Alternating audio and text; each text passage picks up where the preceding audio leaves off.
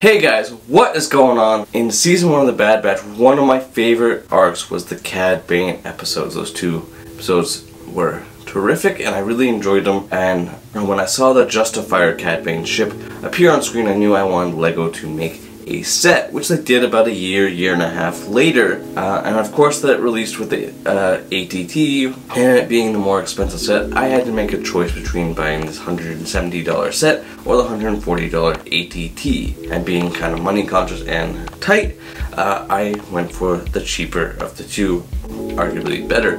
But in today's video, we finally got our hands on the Justifier, which I bought on May, or Star Wars week, starting on May 1st. There was a promise of a $30 discount, which I had trouble getting, but that was a totally different video. I want to say I could justify for getting 1K subscribers, and we have finally did it, so a big thank you to you for helping me get there. So let's check this out. First up, the box.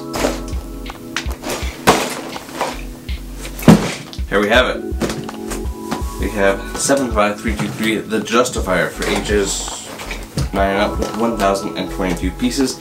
The ship looks like it is on that Borovio planet on the second episode of the Cad Bane arc.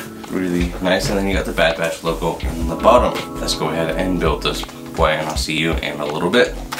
Now that we've finished construction of this extraordinary set, if you're enjoying this so far, go ahead and smash that like button. We want to go over these minifigures. I'm going to have Cad Bane up here first. He is the owner, of course, of the ship in universe, and so he's the fitting selection here to start off.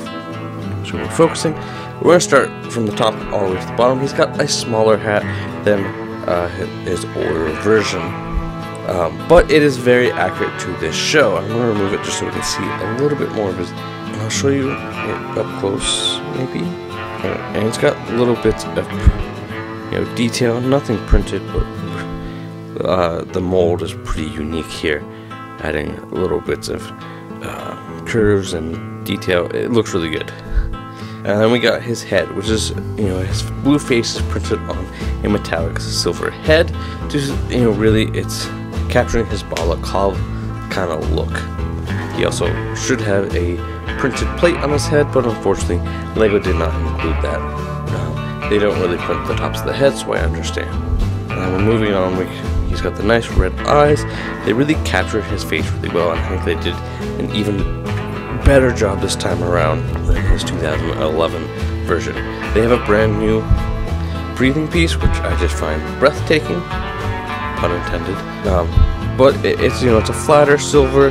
It captures a little bit more detail. It lines up really nicely with the prints on his face, and then it's this flexible kind of rubbery piece. He does have two pistols, although I feel like LEGO doesn't really come on. His pistols, they work. I feel like they should be a little bit longer, but there's nothing really brick built that does a good job of doing that, so we are stuck with these. Maybe those nozzle pieces they use for Jango Fett. I feel like that's a very similar style weapon that he carried. But let's move on to his torso. He's got this nice accurate print to what he looks like in the Bad Batch. Amazing amount of detail on his chest. Every little button and armor plating and all that. And then down on the lower part of his torso where his belt is, he's got that bandolier piece, which does wrap all the way around, which I'll show you when we get around to the back. His leg is that continuous printing. This is the first time he's gotten leg printing, which I'm really excited about. He's just had gray legs, which worked, but they didn't really print too much. And I feel like, a little update and doing some side leg printing. Now, usually I'm not a fan, but I think his jet boots need to kind of be on there. But you got more of that bandolier down on the lower leg, and you got folds that show off his jacket. And then now it's time for his back, just minor little creases, and then that belt printing as well. That's pretty much it for him. What a really detailed figure. Next on our list is Hunter. He is the same version of Hunter that we got in the Bad Batch shuttle in 2021. He's got his, pretty accurate helmet showing his his printing. His raised fin there really shouldn't be there, and LEGO should have given him a different helmet. Just a redesigned clone helmet would have worked here. But he's got that nice gunmetal silver armor with little bits of red throughout, and it's just one continuous print on his head all the way down to his toe printing and his back. He's got that printed on backpack, which I really don't like. I wish that LEGO would do a brick built version over a print for him. In this set, it would have made sense. I get with the Bad Batch shuttle being smaller that he didn't have that. And he does have 2 knives, which he really should have a knife and a pistol and not the 2 knives. He should have a knife, and we're gonna get 2 knives anyway. That's just how LEGO does it. And he does come with his hairpiece, and he's got a really nice face showing his birthmark or whatever, really giving a Rambo, Sylvester Stallone kind of feel to him. Looks really good. We have Toto 360. He has only a little bit of minor printing on the front here. He's capturing his look. His eyes and belly are printed, and he's a brand new molded figure. He looks really accurate to the Toto in the show, both Bad Batch and Clone Wars. I do kind of wish that he was in parts so he can kind of move around and shoot off his leg or something like that, but unfortunately he's just one singular molded piece. We have Omega, which is for a lot of people the reason why they buy this set, which is coming September no longer going to be the case. You are going to have Omega coming in the Advent calendar. It's thought that she's the same version, but maybe LEGO makes a new one for that. I don't know. Anyway, she has a little bit of arm printing here, with a little bit of red patch on her shoulder, and she's got the tousled hair, and she's got little bits of creases on her clothes. She does have handcuffs and not her bow. That was a missed opportunity here for LEGO. She really should have had her bow in the set. Accurate or not, this is the one time that we're getting Omega, and she should have had her bow. The other thing that I kind of feel like LEGO should have done is her legs. Short legs, well, they kind of work. I feel like midi legs would have been a little bit better here. And our last figure is Fennec Shand, a really beautiful looking figure. She's got that nice orange and black helmet, first seen in The Mandalorian, and continued to show up during Bad Batch Season 1. It looks pretty accurate to what we see. She's got a decent face, and this hairpiece, which it's a hairpiece, and I'm glad we got it. I just don't feel like it really captures exactly what the look of Fennec Shand. I'll have to do a comparison, but then she does have her pistol, and she has that briefcase which has nothing in it. While looking on the side though, she does have some really nice arm printing. One of 2 minifigures in this set to have arm printing. Why is this out of focus? We'll turn her back around, and when we see the rest of her torso, she's got various black and gray lines on the top of the torso, just lots of little details going through, and then the bottom of her jacket or whatever, and that orange, and then you got the orange knee straps. This is one continuous print from top to bottom. Her backside will kind of get the hairpiece out of the way, and she has bits of lines from the back of her jacket, really showing that good amount of detail. Before we get too far along, if you haven't bought a set since before 2022, you have that minifigure that moves along showing you the progress. It's a very thick manual, but it did come in this very nice cardboard sleeve to protect it, and I love when LEGO does this. I wish they had done this for the ATT. I do have one little bit of warning. If you're going to pick this set up, which you can do so right in the description, there will be a link to my Amazon store, which you can go ahead and pick that up at no extra cost, and you might even find it for a really good sale. My issue was building it correctly. Especially since I was doing a live stream, I was a little bit distracted. So my kind of issue here came with the back hammer joint and all of the interconnected Technic parts, and I put I put some structural pieces before I attached that incorrectly, which put too much stress, and I actually I might need to replace one of the pieces just because of how much stress I put on it, and it's starting to crack already. This is a very heavy landing mechanism, and so if it puts too much stress, it will crack some pieces. I definitely see the stress marks. And the other thing is this set came in, a lot of pieces were scratched, and weren't in the best condition for a brand new set. So that is what you're kind of getting for $170. I do want to dive in and find out, is that price kind of justified? But when I put this on, I only got like 2 or 3 rotations out of this before the whole thing started to split from the body. Now that I have it on correctly, and it took 13 tries to figure out exactly what I did wrong, I'll show you exactly what was the cause of it, was now that I'm breaking it apart, of course, so I say that it's, but there's a piece on this corner right here, this piece, it's what I call a zigzag corner. I put it in inverted or backwards, and so it wasn't creating this stability, and so a lot of what was in there's a 2x4 plate and then a 1x2 45-degree blue wedge inverted on there. And with that whole system, turning this lifted the whole wing system off. Turning your landing gears lifted that off the body, creating a lot of the stress. And so just a little word of warning, pay attention to how you're building it.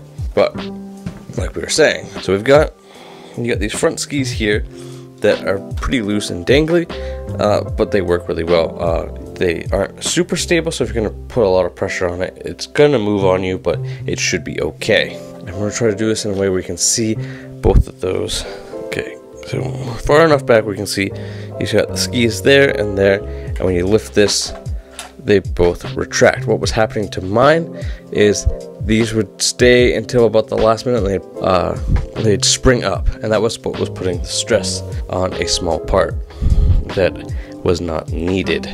You can pop off this roof, which mine wasn't really popped into place. What you see right there, you got this little lip that's gonna snap right on this 1x4 sitting on the front there. It's a pretty simple design. But let's take a look on the inside here. Before we do though, these are all stickers, and I used the brick separator method, which really helped for getting these on straight. It just worked really well. And let's dive in. We have got Cad Bane's captain's chair. Okay. Now we have Cad Bane in his captain's chair, and you'll notice one little thing, the backrest kind of gets in the way of his hat, or his hat in the way of the backrest, however you want to look at it. We're spinning it around so you can see just a little bit better. And he's got some nice control panels that he could play some Fortnite. Really, I kid, there for piloting this little spacecraft, the Justifier. And then on right behind him, there's some tan clips, and I don't know if you can see both of them, where you can place his weapons. A really good place to hold it. But then you got all his loose cargo of like bombs and lightsabers right in these crates right here. This is how the instructions have it, but you can move those crates around to give you a little bit more space in that car. And back here we have the ray shielded prison, and it pops out, and you got some jumper plates down there to attach it. Popping it out makes it easier to place Omega in, I say, as she falls.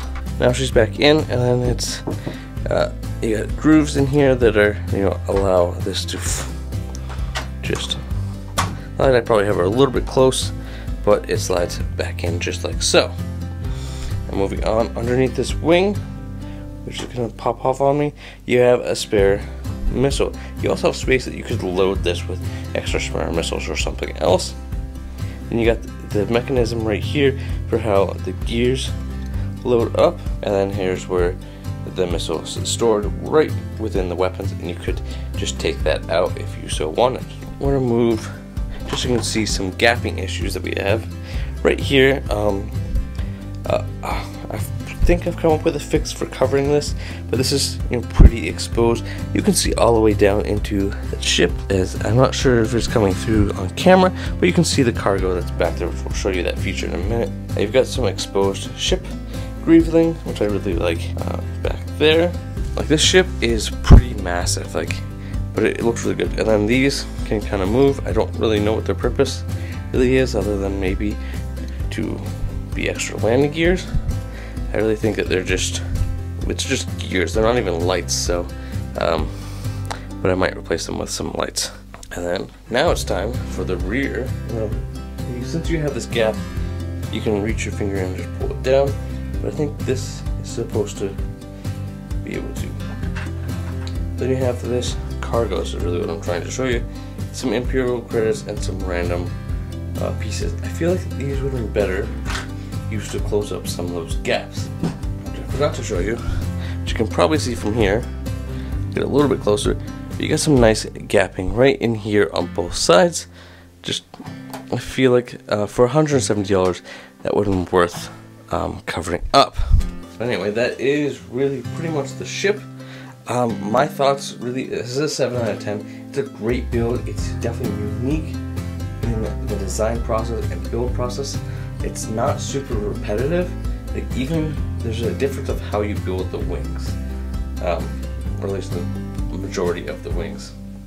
I do feel like to make the price justified, you needed a few more pieces or to close up some gaps right in here and underneath the wings. Should have been closed for that $170, or an extra minifigure like a Kaminoan, or even a, if I didn't show you, you got your back engines here. They look really good. I like the nice blue glow. And you got that also on the wings as well. But this would be a great opportunity to throw in a Crosshair Trooper from Season 1. They showed up in a very similar scene to this. I think it would have been a great addition. While not necessarily 100% accurate, I think that would have worked. Yeah, let me know what your thoughts are on this. Is this worth $170, or should it have been cheaper? It's a great way to get some minifigures that are somewhat desired and only in certain sets. Fennec Shand is still in expensive sets, and you can't get it for cheap. I do feel like some of the building, like if you're not careful, it would be frustrating to younger builders. That 9 might be a little young to be able to build this on their own. As long as you pay attention, I think it's a great build process, and it is a very sturdy ship. It looks really nice on display. But that's gonna do it for me. Don't forget to smash that like, subscribe right down below. If you want to pick this up, check out the Amazon link in the description, and I will see you in the very next video.